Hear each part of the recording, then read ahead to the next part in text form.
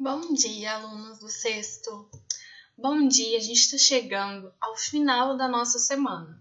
E como eu prometi para vocês, hoje eu vou disponibilizar todo o gabarito da correção e a gente vai falar sobre o restante da correção que falta para a gente fazer.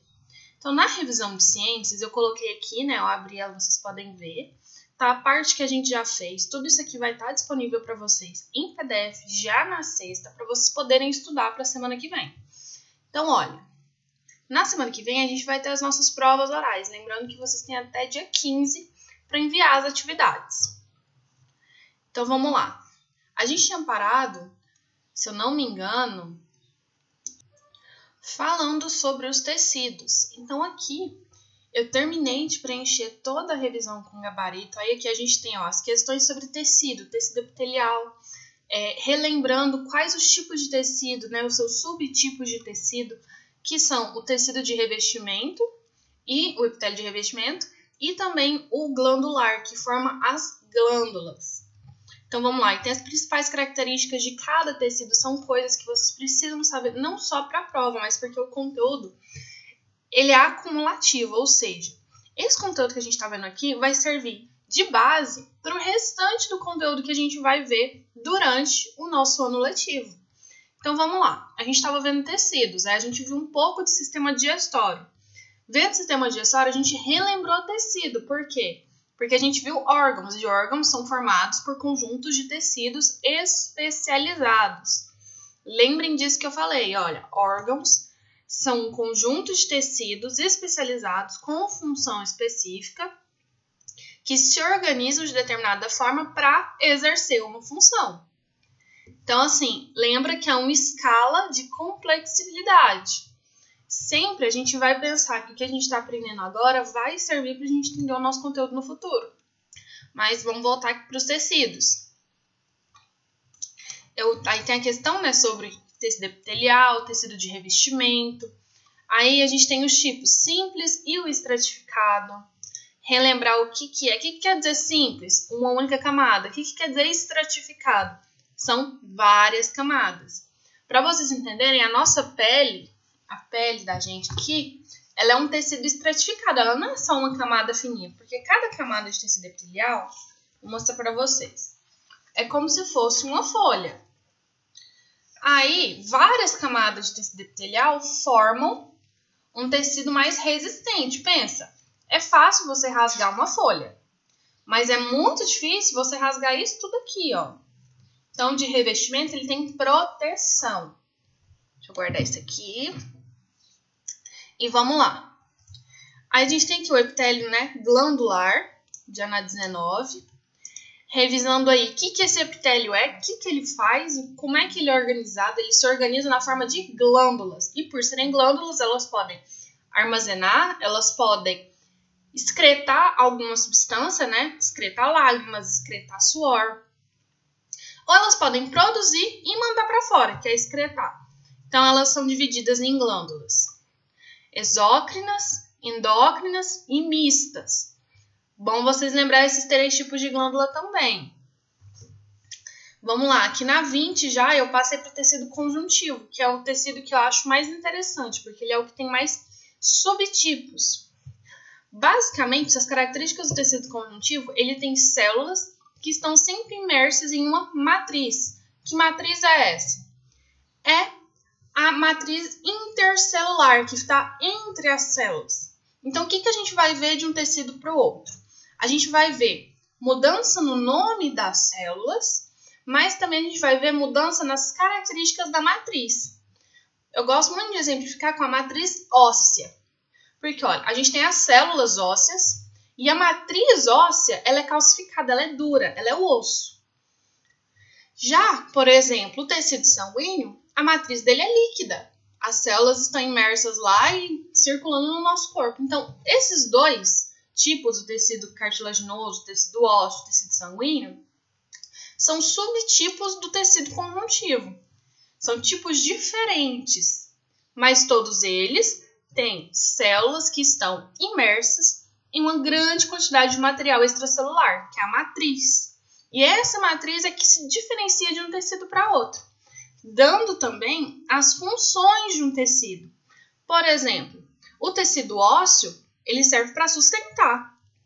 Ele precisa ser rígido, ele precisa ser mais duro para, manter o nosso corpo em pé. Agora, o tecido sanguíneo não tem essa necessidade, pelo contrário. Ele flui pelas veias e leva nutrientes para todo o nosso corpo. Então, ele precisa realmente ser mais fluido, ele precisa ter outras características. O que dá também essas características são as fibras que estão presentes no tecido conjuntivo. O tecido conjuntivo vai ter sempre fibras. O que muda é a quantidade de fibra e quais fibras estão em quais tecidos. Aí eu coloquei aqui para vocês, fibras colágenas, que são mais resistentes, como o colágeno. Sempre lembra que o colágeno ele é mais resistente. Por exemplo, finge que isso aqui é uma fibra colágena. Se eu tentar puxar aqui, eu não dou conta, ela é resistente, ela não se deforma. Mas as fibras elásticas não, elas são mais maleáveis. As fibras elásticas, elas já se deformam um pouco, elas dão elasticidade. E as fibras reticulares, vocês sempre imaginem como se fosse uma teia. Porque aí tem várias fibras, vamos dizer que a fibra colágena é a rosa. E a fibra elástica é a amarela. Então, elas estão aqui. Elas não ficam flutuando assim no nosso corpo. Elas precisam de uma teia para se estabilizar ali. Aí entra as fibras reticulares. Elas formam como se fossem aquelas teias de sustentação. Finge que meus dedos são as fibras reticulares. E aí todas as outras fibras passam e se entrelaçam por ela. Formando o quê? Formando uma base firme. Que, às vezes, coloquei assim, Por exemplo, que ela se deforma, dependendo da forma como você se mexe, mas as fibras continuam no seu interior, dando resistência, se forem fibras colágenas, e dando elasticidade, se forem fibras elásticas. Então, vamos lá, vamos continuar aqui com a nossa revisão de ciências.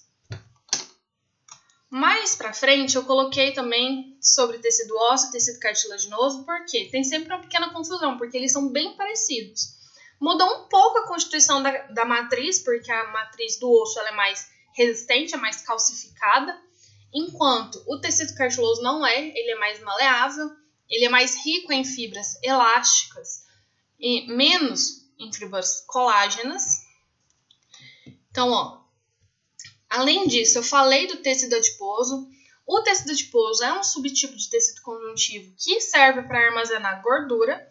Só que, além de armazenar gordura, ele serve para outras funções, porque gordura também faz proteção térmica. Então, ele forma um isolamento térmico, ele ajuda a manter a nossa temperatura corporal constante e agradável para a gente. Ele também faz o preenchimento. Lembra que eu falei que não tem, por exemplo, um coração aqui, um pulmão aqui, o outro pulmão aqui, e eles estão flutuando dentro da gente? Não, tem tecidos preenchendo os espaços entre eles, para manter tudo ali, certinho, fixo no seu lugar. Então, o tecido adiposo também serve para isso, além do tecido conjuntivo, como a gente já viu. Ele também serve para proteger contra o impacto. Imagina que a gente tem bastante mais tecido adiposo nessa região. Se você bater, você não vai causar danos nos seus órgãos, assim, muito graves. Não for uma pancada muito forte, óbvio. Por quê? Porque o tecido adiposo vai absorver a força do impacto. Então, ele também serve para isso. Ele é uma proteção extra. Vamos aqui, para número 24. Eu continuo falando de tecido adiposo, para vocês relembrarem, em relação à quantidade de fibras. A gente vai sempre classificar os tecidos, além da gente ter o nome dos tecidos, a gente vai classificar eles de acordo com quais células eles têm, de acordo com a matriz e também de acordo com as fibras. São 3 parâmetros essenciais para classificar um tecido. Vamos continuar. Aí eu pergunto aqui para vocês, eu trago aquela ideia de vascularizado e não vascularizados, que é vascularizados e avascularizados, que é a ausência. E aí a gente relembra que os tecidos que não são vascularizados são o tecido epitelial e o tecido cartilaginoso. Aí, para não ficar assim, mas por que precisa ter vascularização? Porque é através da vascularização que os tecidos vão receber seus nutrientes, que eles vão receber oxigênio, que eles vão receber aquilo que eles precisam para funcionar bem. Mas vamos lá. Quando um tecido não é vascularizado, aí ele depende do tecido mais próximo dele. Esse tecido próximo dele, a gente dá o nome de adjacente, que é o tecido que está ao lado. Então, por exemplo, o tecido cartilaginoso, ele não é vascularizado. Ok, mas perto dele tem tecido conjuntivo, e tecido conjuntivo é muito vascularizado. Então, ele vai se aproveitar dessa vascularização que está perto dele e vai absorvendo nutrientes a partir deste tecido adjacente. Mas vamos continuar. A gente volta a falar, né, onde a gente encontra alguns tipos de tecido, qual que é a constituição de fibras. A gente vem para o tecido sanguíneo, que é um tecido muito interessante, que tem uma matriz líquida, que é a parte líquida do sangue, mas também é composto por células muito importantes. Se vocês forem pensar, o tecido sanguíneo é o que está mais em contato com todos os tipos de tecido. Por quê? Porque ele leva nutrientes para todos os tipos de tecido. Porque, dependendo das células, eles carregam oxigênio para oxigenar o tecido, eles carregam proteínas, eles carregam células de defesa. Então, tudo isso é necessário em todos os tecidos. Então, o tecido sanguíneo é aquele que, amigo de todos. Vamos continuar, a gente já está na 30, mas só para vocês verem aqui, muito importante, lembrem o que é a coagulação e como ela acontece. Eu expliquei aqui para vocês certinho na 30, na 31 e na 32, que é o processo de obstrução do tecido ou do vaso sanguíneo quando ele é lesionado para impedir que o sangue extravase, que você perca sangue. E aí, como é que ele acontece? Além disso, a gente ainda fala um pouquinho sobre os elementos figurados do sangue, que são as células que circulam na corrente sanguínea. As proteínas. Por quê? Proteínas circulam na corrente sanguínea e elas são muito importantes. Olha, a albumina, por exemplo, ela transporta hormônios. Lembra que eu falei que, por exemplo, quando você toma um remédio ou você toma algum tipo de hormônio, esse hormônio precisa chegar no local de destino dele. Quem leva ele é a corrente sanguínea. Por quê? Na corrente sanguínea, ele tem essa proteína aqui, que é como se essa proteína viesse falar assim, vem comigo, hormônio, e leva ele para o lugar de destino. Aí a gente tem também mais perguntas sobre os elementos do sangue, que são os leucócitos, que são as células de defesa. As células de defesa podem ser granulócitos ou agranulócitos, e a gente diferencia aqui, pela presença ou ausência de grânulos. Aí a gente entra no tecido muscular e assim por diante. Olha, vocês vão ter agora, toda a revisão a partir de hoje, todo o gabarito dela. Vocês podem estudar pelo gabarito e assistam essa aula, por exemplo, a gente tem aqui sobre digestão, a gente só vai ver a parte que a gente, primeira parte do capítulo que a gente trabalhou sobre digestão, mas aí tem, a diferenciação de quimificação e quilificação. A quimificação acontece no estômago, lembra que ele tem todo o processo químico, é ácido, tem enzima, e a quilificação acontece no intestino. E aí eu coloquei uma pergunta bem bacaninha aqui no final, que é sobre por que é errado falar que depois do almoço a gente vai fazer 1 quilo. A gente não faz 1 quilo, a gente faz o quimo, porque o alimento ainda está no estômago, sendo, reagindo lá com ácido clorídrico. Então aí aqui eu explico direitinho essa diferença de quimo e quilo e por que é errado a gente falar quilo. A gente não faz 1 quilo, a gente faz 1 quimo, tá bom? Agora a gente vai passar para a nossa revisão de inglês. Aqui também, eu deixei ela bem completinha. A gente viu, a última matéria que a gente viu foi o caso gentivo, que indica posse, que é o apóstrofo S. Esse, que é o mais recente, a gente não vai trabalhar ele muito agora nesse momento, a gente vai trabalhar ele mais depois das férias, porque a gente até que fez poucos exercícios sobre ele. Mas, antes dele, a gente estava vendo verbo to be, as formas afirmativa, negativa, interrogativa.